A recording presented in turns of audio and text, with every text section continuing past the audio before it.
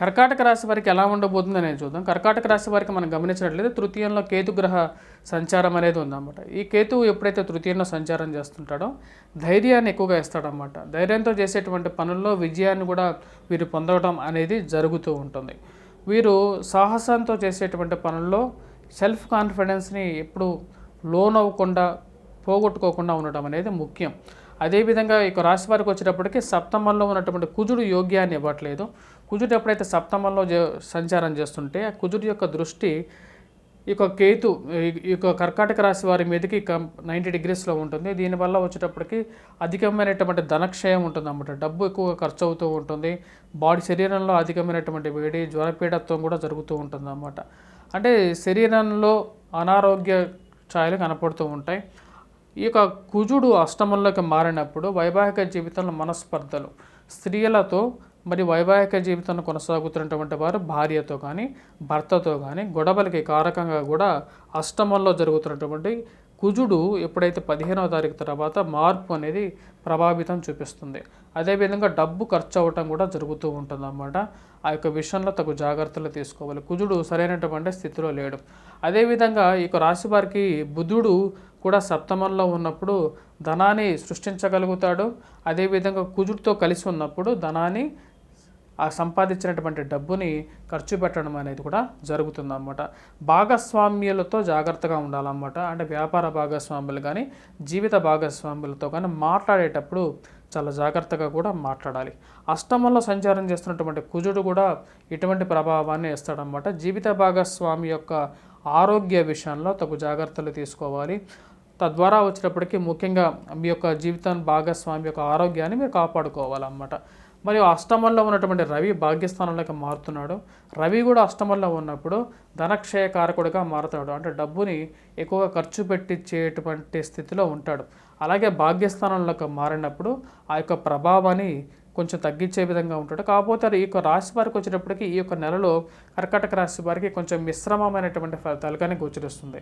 భాగ్యస్థానాల్లో ఉన్నటువంటి గురువు రవి అంత యోగ్యాన్ని ఇచ్చే విధంగా లేడన్నమాట. ఈ యొక్క రాశి వారికి భాగ్యస్థానంలో ఉన్నప్పుడు రవి వచ్చేటప్పటికి రావాల్సినటువంటి బెనిఫిట్స్ని కొంచెం తగ్గించే విధంగా ఉంటాడు. సో ఈ యొక్క రాశి వారికి వచ్చేటప్పటికి కొంచెం మిశ్రమమైనటువంటి ఫలితాలుగానే చెప్పచ్చు. రవి, కుజుడు, శుక్రుడు అంత యోగ్యాన్ని ఇచ్చే విధంగా లేరు. శుక్రుడు యోగ్యాన్ని ఇవ్వగలుగుతాడు. ఎందుకంటే ఈ యొక్క రాశి వారికి అష్టమంలో ఉన్నప్పుడు శుక్రుడు ఐశ్వర్యప్రదాయకుడిగా కూడా చెప్పడం జరుగుతుంది. కానీ సంపాదించగలుగుతారు, అదేవిధంగా ఖర్చు పెట్టగలుగుతారు. కొన్ని కష్ట నష్టాలతో కూడుకున్నట్టుగా మార్చి నెల అనేది నడుస్తుంది వీరికి. అంటే వీరికి ఈ యొక్క రాశి వారికి వచ్చేటప్పటికి గురుగ్రహ బలం అనేది తక్కువగా ఉంది. దానికి తోడు ఈ యొక్క నెలలో వచ్చేటప్పటికి కేతు యొక్క బలం అనేది బాగా వీరిని ప్రోత్సహిస్తూ ఉందన్నమాట చేసేటువంటి పనుల్లో. సో ఈ నెలలో వీరు ఎటువంటి పెద్ద పెద్ద ఇన్వెస్ట్మెంట్స్ కానీ మార్కెట్లో పెద్ద పెద్ద ఇన్వెస్ట్మెంట్స్ చేసేసి స్పెక్యులేషన్స్ చేయకుండా ఉండడం అనేది ఒక ఉత్తమమైనటువంటి నిర్ణయం అన్నమాట. విద్యార్థుల గురించి చెప్పాలంటే విద్యార్థులు పోటీ పరీక్షల కోసం ప్రిపేర్ అవుతున్నటువంటి వారు విద్యార్థులు ముఖ్యంగా వచ్చేటప్పుడు 1-2 సార్లు బాగా చదవాలి. కాన్సన్ట్రేట్ చేసి చదివితే విజయాన్ని పొందడం అనేది సుసాధ్యం అన్నమాట. వీరికి గ్యారంటీగా వీళ్ళు విజయాన్ని సాధించడం అనేది జరుగుతుంది. అలాగే విద్యార్థులతో పాటు ఎవరైతే నూతన ఉద్యోగ ప్రయత్న సంబంధితమైన విషయాల గురించి ప్రయత్నం చేస్తున్నారో వారికి కూడా మార్చి 14వ తారీఖు తర్వాత కొంచెం సానుకూలమైనటువంటి ఫలితాలు అనేవి గోచరిస్తూ ఉన్నాయన్నమాట. సో ఈ రాశి వారు వచ్చేటప్పటికి ముఖ్యంగా ఎటువంటి పరిహారాలు చేసుకోవాలి అనేది చూద్దాం. ఇప్పుడు గ్రహస్థితి రీత్యా మనం చూసినట్లయితే గురుగ్రహ అనుకూలత అనేది విద్యార్థులకి చాలా ముఖ్యం. సో గురువు అనుకూలత కోసం వీరు ముఖ్యంగా వచ్చేటప్పటికి సరస్వతి కవచాన్ని పఠించవచ్చు. వారితో పాటు వీరు ఐం క్లీం శ్రీం అనే ఒక మంత్రాన్ని, ఓం ఐం క్లీం శ్రీం అనే ఒక మంత్రాన్ని వీరు రోజుకు 11 సార్లు చదివినట్లయితే చాలా అనుకూలమైనటువంటి ఫలితం పొందగలుగుతారు. వాటితో పాటు రవిగ్రహ అనుకూలత కోసం రవి కూడా సరైనటువంటి స్థితిలో లేడు కాబట్టి సూర్యనారాయణ స్వామిని పూజించడం, సూర్యగ్రహ ఆరాధన అనేది చేయాలి. అదేవిధంగా ఈ రాశి వారికి వచ్చేటప్పటికి కుజుడి యొక్క అనుకూలత కోసం వివాహ జీవితంలో ప్రశాంతత కోసం కుజగ్రహ ఆరాధన అనేది చేయాలన్నమాట. కుజగ్రహ ఆరాధన కోసం వీరు ముఖ్యంగా పఠించవలసింది వచ్చేటప్పటికి కుజగ్రహ శ్లోకాన్ని పఠించినట్లయితే అనుకూలమైనటువంటి ఫలితాలు కూడా పొందగలుగుతారు. ఈ రాశి వారికి వచ్చేటప్పటికి ఈ యొక్క నెలలో ద్వితీయార్థంలో కొంచెం బెటర్గా ఉంది. మానసిక చింత అనేది కొంచెం ఎక్కువగా ఉండే విధంగా ఉంటుంది. కర్కాటక రాశి వారికి వచ్చేటప్పటికి ముఖ్యంగా అష్టమంలో ఉన్నటువంటి శని ప్రభావం అనేది వీరిని ఎక్కువగా వెంటాడే విధంగా గోచరిస్తూ ఉన్నది. మరి వాటితో పాటు కుజుడు, రవి యొక్క స్థితిగతి కూడా వీరికి అంత అనుకూలంగా లేదు ఈ యొక్క నెల.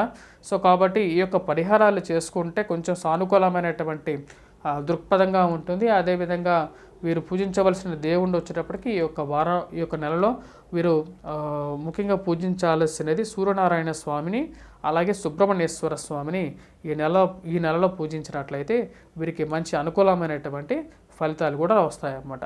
అదేవిధంగా ఈ యొక్క నెలలో వచ్చేటప్పటికి వీరికి బాగా కలిసి వచ్చేటువంటి బిజినెస్లు ఏమున్నాయని మనకు బాగా గమనించినట్లయితే పుస్తక రంగ ముద్రణ వారు ఎవరైతే పనిచేస్తుంటారో ప్రింట్ అండ్ ఎలక్ట్రానిక్ రంగం మీడియాలో పనిచేస్తున్నటువంటి వారు, అలాగే హాస్పిటల్స్లో పనిచేస్తున్నటువంటి వారికి కొంచెం సామాన్యంగా బెటర్ రిజల్ట్స్ అనేది 15వ తారీఖు తర్వాత పొందగలుగుతారు.